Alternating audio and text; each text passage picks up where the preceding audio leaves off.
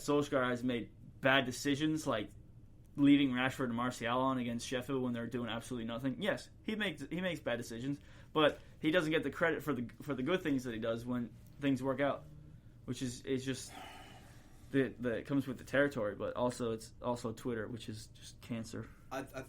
And I've said this, and I don't think you like this, but I think that a lot of the reason that Ollie doesn't get praise when he should is because a lot of the time the tactics he may have deployed aren't visible on the field.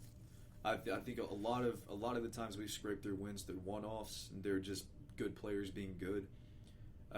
You say like no tactics, just vibes, and I think that's why he doesn't get the praise. Because everyone has labeled it that, though. But if you look at all the games last year against top 6 teams, how to beat all those teams? Yeah, no, I agree. That's all tactics. Yes, but I think it's also his lack of tactics against teams like Sheffield. Yeah, I mean he thinks he can. It's quite clearly not just him. Yeah, but no, him I know. And a select few of the players think that they can walk into certain teams. Yeah, I mean, I agree. And there are shit teams that should have beaten us this year that we got lucky with. And we haven't looked dominant so much as we just look like we've been better than a lot of the teams. Which I understand you can argue dominance, so like with that, but we haven't been 4-0ing teams that we should. That's not dominance. Yeah, I mean, but coming from like again, that takes. To get to the point where you're dominating teams like that, it takes time. Klopp took 7 years, 7 years to get to the point where he was dominating teams like that. 5-7, you know what I mean? It took him a while to get to the point where they were just beating the shit out of teams. The only reason Pep was able to do it at City was because they bought all the players that he wanted previously, and then he bought the rest of them, and then they were able to do it. And even then, this season, they haven't been doing that. They've only started doing that just recently. So they had a back line to figure out. Yeah. I mean, the rest of their team's been set. I see what you're saying. And there's no doubt that they always look like they're trying to win games. We don't. I even with Sterling missing stupid shit that he's been missing, and with Bernardo missing stupid shit he's been missing, they're fucking trying though. Yeah. That's another thing. I've never seen either of them just kind of like lackadaisical, like not give a shit about the game, how our forwards have. And I see what you're saying, but I think that you can't just blame the effort of a player on the manager. No, I'm not. I'm not. Okay. I'm not. Yeah, I'm blaming the players for that. Yeah. Because if like Roy Keane said it best when I think United lost to some crap team, and Roy Keane was like, if you can't get yourself up and ready for a game against whoever, I guess Arsenal or someone. Fun against teams like Sheffield. That should be a fun game to play because you're going to beat them. Yeah, hard. I do think Ollie has made mistakes in the past when it comes to tactics, and not I do playing think Van de Beek as much as he has is a huge mistake. But again, I also think he's saving him for the second half of the season because last year, remember when he was playing the same 11 over and over and over? Like at the beginning, we were dominating teams, and then as it went on, the results started getting like, instead of being like 5-3, they started going to like 2-1, 2-0, and then it just fizzled out at the end because he decided in the FA Cup, I'm going to rotate the squad because I'm focusing on the league, and that ended up working out. But then he gets the shit saying that he failed out of a FA Cup when we played Dan James against Chelsea. Like at the beginning of the season, we weren't even playing Dan James. We brought him on and he scored. You know what I mean? And then against Sevilla, I think it was just. But here's my Dan James for the past year has looked worse than he did than the first 3 months he was here. Yeah. Van de Beek, his past few performances, he scored a goal in like 15 minutes his first performance. Yeah. When you don't play players that look promising like this, they falter. They go down. They don't play as well when you do bring them back. I agree. Yeah. His rotation is what bugs the shit out of me. Tuchel played Rudiger and Jorginho, two players that haven't played all year that much. But he put them, and they tie Wolves. I think Rudiger has to though because Zuma's injured, right? Because Rudiger was already playing before Tuchel got there under Frank. All right, he played Azpilicueta too. But I think he brought in Jorginho because he likes having like an actual holding midfielder like Verratti at PSG or whatever. Right. That was he the most. He didn't play Conte. You see what I mean? Yeah, though? no, He's yeah. rotating against. Dude, he would have played Conte if he was playing Liverpool instead of Wolves that weekend. Conte would have played. He's actually rotating the players, which he should know because at PSG they had a different rotation almost every week. In a league like that, you can deploy whoever you want from your all-star team and they'll perform. Because it's France. But that's not the case. I understand it's France, but you can do that here too when you've got a full squad of world-class players. It just depends. You have to be a bit more particular with the rotations, which they didn't score against Wolves, but they didn't get scored on with a back line that hadn't played together all year. Yeah. The rotation. I see what you're saying, but that was also the most like Louis van Gaal-esque performance I've seen. I mean, they passed a lot, yeah, but because there was going to be a goal at the end of that. Tuchel's not. I agree, but I rewatched some of it, and it just reminded me of when United were dominating every team in possession. It would be like 80% possession with 40 crosses and no goals. And then now with Spurs, it was working so well for them at the beginning of the season because Jose had a summer to work on defending and playing attacking and then counterattacking, right? Mm-hmm. Now everyone knows that's what Spurs are going to do. Mm-hmm. So they don't have any build up at all. They have absolutely it's nothing. It's gross. Yeah. They have nothing. And this is when I think I said this on here. I did not think that this run was going to last long for Spurs, especially if either Son or Kane got injured. Because they were so clearly depending on the both of them just to be the entire attack. I mean, they were the entire attack before them, though. I mean, yeah, but now it's literally like there's not even a build-up play. Oh, yeah, okay, yeah. They're the only outlets, yeah, okay. Whereas you would have Ali and sure, I'll see that. So now I think it's like I don't want to say Jose's done, but like, man, it's I don't know if he's out of ideas or because it's so easy to play against him now. You know, if you're a bigger team, he's going to sit back and just play you on the counter. So then all you have to do is possess it for about 30 minutes, get everyone on the same rhythm and the same tempo, which is basically what Liverpool did, and then just absolutely destroy them in the second half when you've worn them out, because all they're doing is going side to side, side to side. You know how tiring that is? Dude, I think the best managers in the league would do better with that Spurs team than their own teams. What do you mean? Like Klopp would do better with Spurs than he would with Liverpool? Currently. With the actual squad right now that Spurs have, not the one that Spurs, the depth and all. I'm not saying you put Spurs top 11 against Liverpool's top 11. I'm saying the entire 24-man squad. Yeah. They have the strongest squad in the league.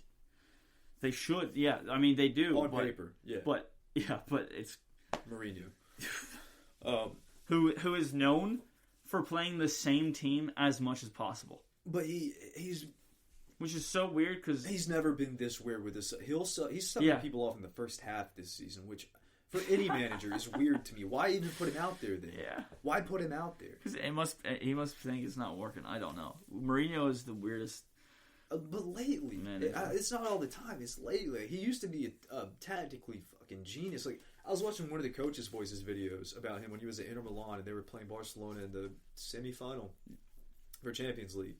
And the way he described how he shut off Messi with Cambiasso playing defensive mid and his left back, genius. Yeah. Genius, because he knew exactly that Messi was outlet from the right. And he had everybody else man marking, but those two, whenever Messi got the ball, they press, and they came out with the win. He used to be a tactician, like a genius. I mean, the thing is, I think he is still that tactical, but I think he's way too tactical now to where he's, like, overthinking it. I think, yes, but I also think that his victories on counterattacks have been so sweet in the past that he just can't get enough of it. Yeah. Because he just pulls an entire team into his defensive third and then just tells his players to sprint after the through ball with one center back behind him. Which is like, I don't understand why he didn't do that with United, because it's not like he had the Rashford's slow personnel to do that though. At United, like at Spurs, he has the personnel to do what he was trying to do at United, which is open gameplay up the field. Yeah, but you see, the thing is, like, because he was by the time he was at the end of United, how he's playing with Spurs right now is how he's playing at United, right? Yes. And he wasn't starting Rashford, and he wasn't starting Martial, because he said Rashford will never be a starting striker. You have to play him off the left. He always said which obviously he's right. And then he said Martial is never going to make it, but then last season Martial kind of proved it wrong, but then again this season he's proven him right. Martial's but not the thing a 9, is, though. Martial's if you're such playing, a weird player. But even then, if he was playing that deep and then he was looking for Pogba to get the ball and then play it long to Rashford or Martial on either side, and you have two young players there who you could have molded to be whoever you wanted to be, and you still don't play them, and you want to go get Lukaku, who has the touch of a donkey, and you want to play him a long ball. He's always liked big target men, though. He had him with Milito. He had it with Drogba, Ibra. He's always like that. Yeah. So I think he was just trying to get like the biggest one at the time. But it's so weird how. But again, do you remember he's also been playing more defensively his entire career. Like every job he's gone to, it's gone more defensive. Yeah. They had a diagram of it, and he went from like a 4-3-3 attack to a 4-3-3 hold with Makelele at Chelsea, and then he goes to a 4-2-3-1 at Inter with 2 defensive mids. And then he goes to a deeper 4-2-3-1 at Madrid, and he just goes down the entire time. But do you remember on old FIFAs where the lineups would be askew?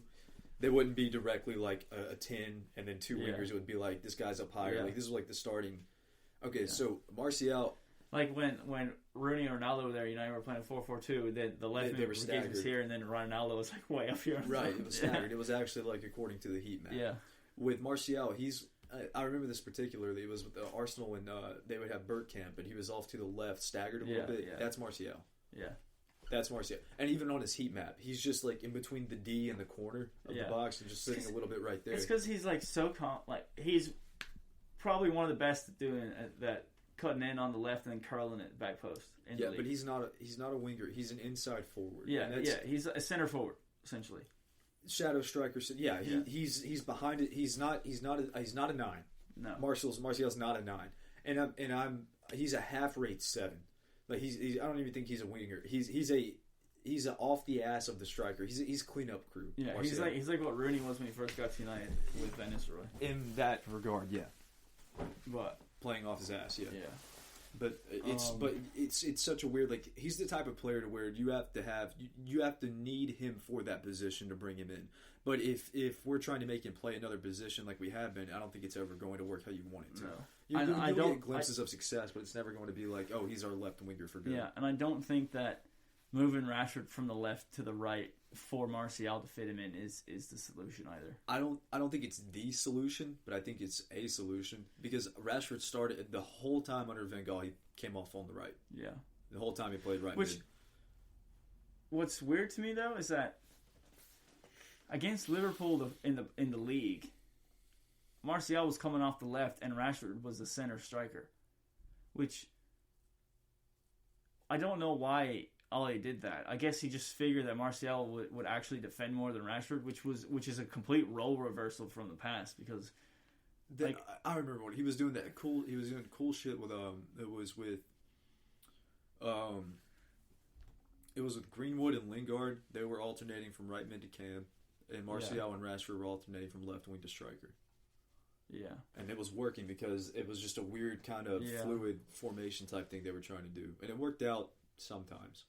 But I think that's why he was doing it.